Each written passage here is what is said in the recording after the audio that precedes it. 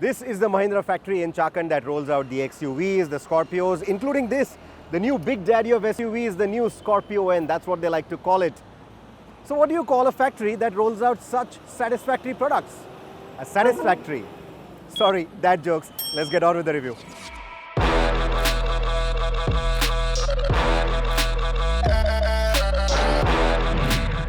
You can click on the link on the screen to watch our detailed walk around of the car.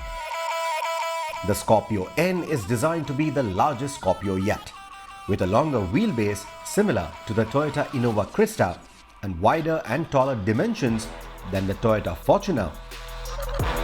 But the flat rear end and the slab sides make it look quite MPV-ish when seen from the rear three-quarter.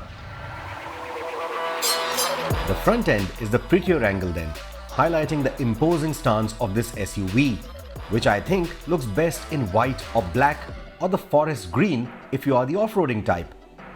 The red is a bit too sporty for its heft.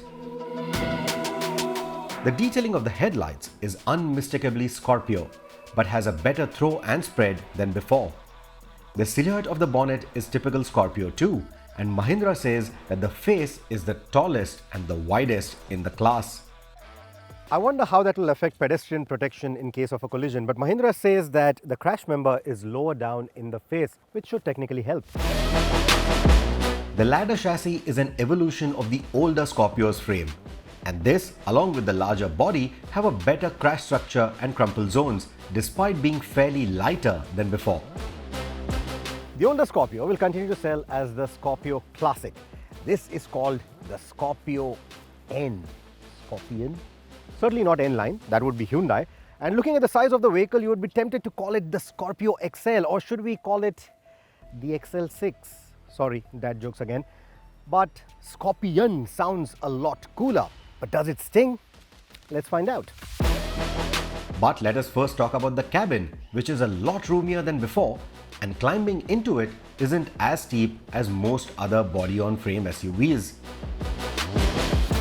Mahindra's love for brown interiors continues, and unlike most modern cars, the Scorpio continues to have a big stack of switches in the center console, all of which fall easily at hand and are exactly where you expect them to be, except maybe the SOS switch, which should have been roof-mounted.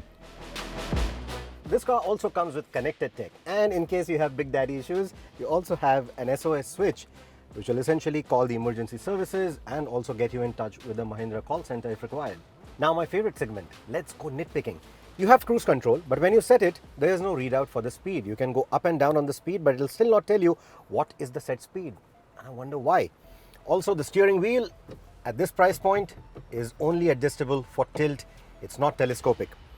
Infotainment. I love the infotainment. It's quite nice, very slick. But look at the size of the bezel. So big. Why? They could have just gone with a bigger screen. That would have made it look more premium than what it is. And while the brochure advertises it, there is actually no wireless CarPlay on my system right now. You have only wireless Android Auto. To complement that, you have a wireless charging pad down below, but it's a bit flimsy and it's coming off very easily. It's also caught a lot of dust down below. And plus size phones have a bit of a problem. Even without the cover, they don't quite fit properly and they slide in front very easily. And when they do, the charging actually stops. So that is another bit of a problem. And right next to it, a conventional handbrake. Why don't they have an electronic parking brake at this price point? They ought to have done that. And they certainly should have done a panoramic sunroof for such a big cabin. A panoramic sunroof like the one that they touted about on the XUV700. That would have been the icing on the cake, at least on the top-end model. They haven't done that either. Let's move on to the things I like. It's 2 decades since the Scorpio originally launched, and now if you were to look at the timeline, look at the different vehicles in the timeline, you will see a massive jump in the fit and finish that they have achieved with the Scorpio N. Especially all these shut lines, they're absolutely consistent. There's nothing to complain about. You get soft touch materials here where you can also see the stitching, looks quite premium, but you get scratchy plastics on the top. But just because these are scratchy plastics doesn't mean that it feels cheap or low rent. It actually doesn't. What I also like is if you look at the size of the dashboard, it's not too big, which also means that it doesn't reflect too much in the windscreen. Even the angle of the windscreen is such that you will not have a lot of intrusion from these reflections when you're driving. But what I really like is the overall fit and finish, the kind of finish that they have now managed to get at this particular price point. It's all very positive. What I also like is the infotainment. The layout is carried over from the XUV700. It's that tile layout. I really like it. It's very easy to use and it's quite slick. I was worried that they might have this good looking layout, but the hardware may not support it. But that's not the case. It's actually quite slick. Getting into any of the menus doesn't take too long. The animations are quite nice as well, and everything is very easy to read even when you're on the go. So you don't necessarily have to take your eyes too far off the road every now and then. The screen is also customizable. You can have your own shortcuts if you so need. You also have shortcuts for your music. And this infotainment is mated to a 12-speaker Sony setup. And the audio is actually quite good. The audio quality is brilliant. And even when you turn it up,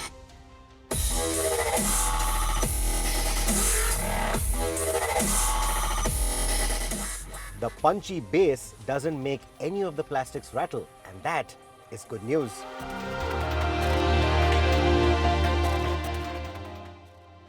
The new Scorpio is also a great alternative for those who are looking at a used Fortuner in the market, because this is larger, this is taller, this has more space than what the older Fortuner did. One big drawback, however, for the Scorpio is that it was a very popular vehicle back in the days for both its generations, because everyone could easily get into the third row from the rear door, from the fifth door. But now you have to drop the second row seats to get into the third row, and that is going to be one big dampener for a lot of Scorpio loyalists. But otherwise, if you're purely looking for the Fortuner, for the space, for the stance, the new Scorpio beats it. The Scorpio, or the Scorpio Classic, is a big hit amongst politicians or such communities that need to carry gunmen, bodyguards, etc. Because I'm told it's very easy to get in and out of the car with big rifles. That's for the second row as well as the third row. So I'm told, I don't know, the only shooters this dad carries are cameramen. Anyway, so the advantage for the Scorpio N in that sense is not there with the guns, you see. But the second row seating, let's talk about that. It's pretty flat. I would have liked a little bit more contouring, a little bit more bolstering for long distance comfort. But otherwise, knee room, not a problem at all. Headroom, superb. Foot space, again, very good. Despite this being a rear wheel driven car, the transmission tunnel is not too tall, so you can place 3 people back here. However, because you have an integrated headrest for the middle row passenger, this space is only safe enough for 2 adults and a kid. The large glass house makes the cabin feel roomier still, and the tall seating ensures a good view outside of the windows. The second row also gets 2 AC vents and 1 USB-C port. Now, because I foresee the Scorpio N to be a popular road tripping vehicle as well, I think more charging slots should have been provided. There is a 12-volt socket here at the back. You have devices on the sides to keep your phones, but more charging sockets would have been better. What it also needs very badly is a third row of AC vents. Just 2 vents up there in the second row, and that too on the floor doesn't really help or improve the cooling efficiency back here. It actually, even in this weather, is pretty warm back here. Instead of these speakers, I would rather have AC vents. As far as the comfort goes, well, this space is good enough only for kids. Yes, adults can sit here in a pinch.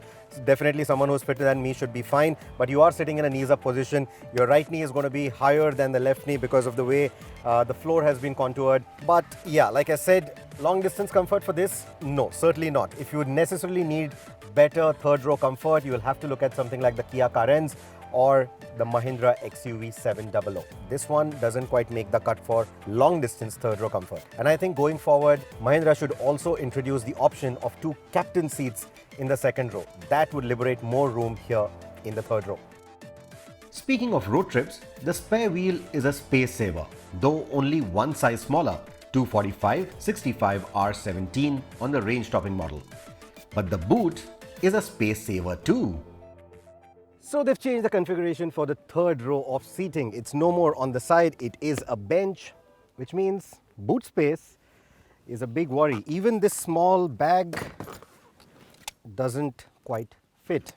I think it's good enough only for an umbrella. So it also doesn't fold flat. If you want to increase the boot space, that is all that's possible. 2 big suitcases may or may not be possible, because again, if you look at the boot floor, it isn't flat. You also have the mounting for the seat, and that also is quite noisy, especially when going over bumps. It just makes those creaking sounds. So overall, the boot space, I'm not quite impressed with it.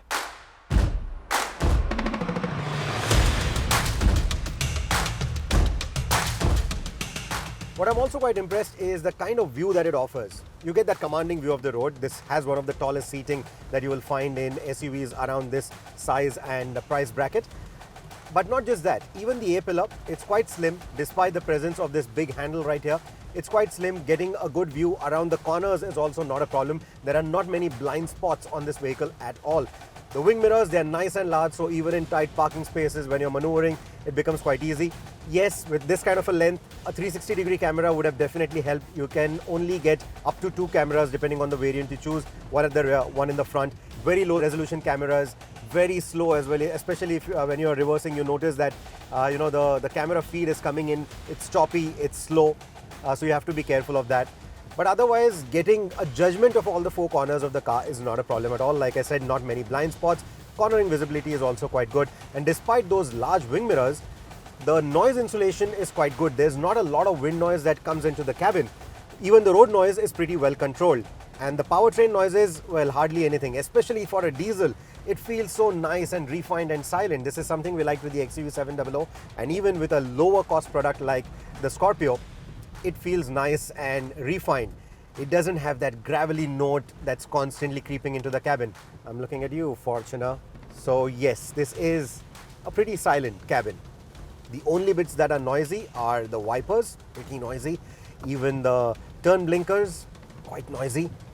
But yeah, that's about it. Nothing much to complain about. Like the other 2 hits that Mahindra have delivered in the last 2 years, the Mahindra Thar and the XUV700, even the Scorpio continues to use the new set of engines that Mahindra has. That's the 200 PS petrol and the 175 PS diesel. Of course, there's also the 132 PS diesel, which can be had in the absolute entry-level variant of the Scorpio. This is the diesel automatic. It can be had in a manual transmission as well. This would be my choice. I think with the kind of intent that this vehicle has, carrying 3 rows of seats or 3 rows of people, and then also road tripping, also, maybe going on an adventurous drive, etc. I think the diesel auto is the best combination that you could choose. I love the tractability of this engine. I love how the gearbox has been tuned. I've been driving in the city traffic, I've been driving on the highway and also around twisties right now. And the only thing that I'm missing out on right now is paddle shifters behind the wheel. The Petrol Auto 2 is an absolute delight to drive because of the slick automatic transmission. But with single-digit fuel economy figures, it may not appeal to everyone. It has more eager responses than the diesel, of course, and the on-tap 200 PS output gives it equally good tractability for city and highway use. It's also got great refinement, and its outright acceleration is quite impressive as well. But if you are more into road tripping, the diesel auto still remains my choice for the Scorpio. So the big question, does it feel like a boat like its granddaddy or daddy, whatever you want to call it? This is the 3rd generation of the Scorpio. So of course, they have made a lot of improvements. And no, the short answer is it doesn't feel like a boat. It feels very much like a car, and that is good news. It also has a completely new suspension setup. And all of this comes together to make sure that this vehicle feels quite confident, feels quite agile, and at the same time doesn't feel unnerving around bends or at speed the way the older Scorpios did. While most dads love investing in FDs, the Scorpio N invests in FDD. That is frequency dependent damping. Essentially the same kind of hardware that you get in the Jeep Compass or Mahindra's own XUV700. But the configuration is slightly different. It has been tuned slightly different for the weight of the car, for the size of the car, etc. Now, what it essentially means is that it is much better at handling bumps, at handling undulations. And while all of that does work quite well, while the ride quality is quite good, you can still feel a lot of vibrations inside the cabin. In fact, you might have heard that in my voice. You can hear it right now as well. I'm not really feeling any jolts in my backside, but there is this constant pulsation inside the cabin coming from the suspension. And that isn't unnerving, it's not really uncomfortable, but it can get irritating at times. Especially when driving on concrete road surfaces, you can feel a lot of these pulsations all throughout the bodywork, through the seats, etc. So yes, the ride quality is quite good. It takes on potholes quite well, but these pulsations are something that I'm not liking much. This is something that we did not face with the XUV700. What they've also done is added multi-link suspension at the rear, 5 links. It's also got the Watts link type of configuration. That is something that we saw previously in the Ford Endeavour. So the suspension by itself, it sounds quite sophisticated, but at the same time, because this is married to a body-on-frame construction, it doesn't feel, say, as polished as the XUV700. What further reduces the motion sickness or the feeling of motion sickness is the well-controlled body movement. The body roll is far lesser than the previous Scorpios. That's why I said it doesn't feel like a boat, it feels more like a car. Of course, it is still a body-on-frame SUV, so the center of gravity is higher. In fact, this vehicle sits a lot taller than the monocoque-bodied XUV700. But the body roll is impressively controlled. For a vehicle this tall, I was expecting it to roll quite a bit, have a lot more side-to-side movement, but it's not that bad. In fact, it doesn't get unnerving at all. Because the body roll is so well controlled, you know exactly how the vehicle is behaving, even around tight switchbacks. And it actually feels quite agile despite what the size and the length of this vehicle would suggest. So think of it as something that gives you a nice plush ride, something like the Fortuner, but with slightly stouter handling dynamics like we enjoyed with the Ford Endeavour. So it's a nice mix. It's a good heady mix of the both. However, if they could get rid of these pulsations that I'm talking about, it would just make it perfect. Depending on the variant you choose, the Scorpio N rides on 18 or 17-inch wheels, and the ride is quite comfortable even on the larger option. But with only 2 people in the cabin, the rear tends to jitter and bounce quite a bit. A common complaint that people had, especially the city dwellers with the outgoing Scorpio, was that the steering feels a bit too hefty. So they have consciously made the steering lighter with the new Scorpio. At city speeds, it feels brilliant. It's very light. In fact, maneuvering this car around tight parking spaces or even through tight traffic, it's very easy. Making lane changes at highway speeds is also quite easy. The highway stability or the high-speed stability of the vehicle is quite nice. I just wish that at highway speeds, at triple-digit speeds, the steering weighed up better. It just remains far too light even at highway speeds. And even with the variants that have the different drive modes, that zip, zap, zoom, like the XUV700, even in the zoom mode, you don't really get a lot of heft from the steering. It doesn't weigh up all that well. It just feels very light. Some of you may like it, some of you may not. We also noticed quite a bit of nibble or chatter at the steering, especially on concrete road surfaces. The other bit that I'm impressed with is braking, be it mid-corner braking like this or even braking at highway speeds, braking hard at highway speeds. There's not a pronounced nosedive. That is something that we complained about with the previous generations of the Scorpio. Here it doesn't feel squishy, too soft. So it's not just helping it remove that unnerving feel, it's also making sure that the occupants don't feel uncomfortable under braking. The safety equipment is pretty impressive too, and the top-end models will get you up to 6 airbags, multi-mode traction control, and the 4 Explore variants will get you terrain modes as well. So Scorpio continues to be a rear-wheel driven car. So even in its basic configuration, it is a 4x2. The power is fed to the rear wheels. And like I said, this is the 3rd generation of the ladder frame chassis. And there is a proper 4x4 available as well. But for that, let's go off the road and talk more about it.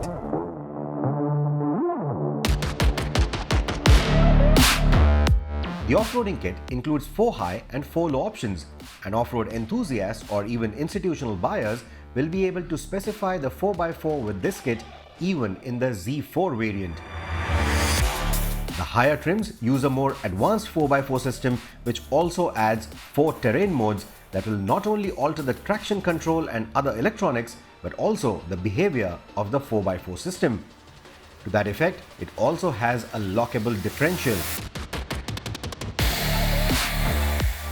Astonishingly, all the off-roading that you see here is on the stock MRF Wanderer all-terrain tires. If you road trip often and off-roading is something you do only once in a while, I suggest choosing the Scorpio N over the more hardcore Thar. It will offer you better comfort and features and is a better fit as an everyday car. Now here's the interesting bit. The new Mahindra Scorpio is going to traverse multiple segments. It's going to straddle multiple segments. The Safari obviously is in its sights, and it does pip that car on outright power, on refinement as well with this new diesel engine. Of course, it's not new, but new for the Scorpio, and it's a lovely diesel motor. It also pips it on some of the safety tech. Now, it will be interesting to see where the global NCAP ratings come into play. And the car that just crossed us, the Innova Krista, that is going to be another vehicle that this Scorpio is going to rival. Not only with the seating configuration, but again with the kind of equipment that it offers, with the kind of drivability that it offers. And on the lower end of things, it will also rival cars like, well, the Kia Seltos. Not just the Kia Seltos, its sibling as well, the Hyundai Creta. These are monocoque chassis, of course. They are much easier to drive in the city. This is a body on frame, so it certainly feels a lot heftier. But then once you look at the pricing, you are bound to be tempted with something like the Scorpio for the kind of size it offers, for the kind of commanding view that it offers.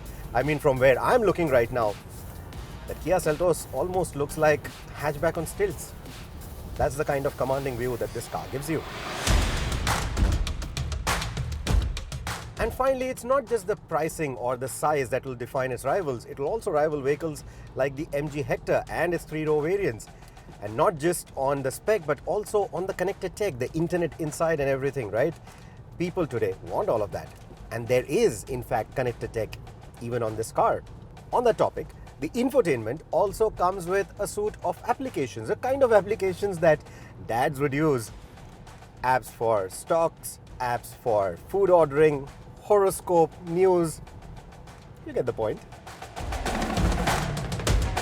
So like I said, it is going to straddle multiple segments. And it's not just these vehicles around this particular price point. It's also going to target the Toyota Fortuner. And that, of course, is not going to be an easy task. But then it has a lot of artillery by its side to actually pull off something as big as that. The Fortuner is almost 15 lakh more than the introductory asking price of the Scorpio. And while the Fortuner doesn't offer a better kit, the fabled Toyota reliability, the better materials used in the cabin, the after-sales service and the resale value are hard to beat. The bigger question is though, would you choose the new Scorpio over the XUV 700? If you need something that is stylish, sophisticated and easy to drive, it is the XUV 700.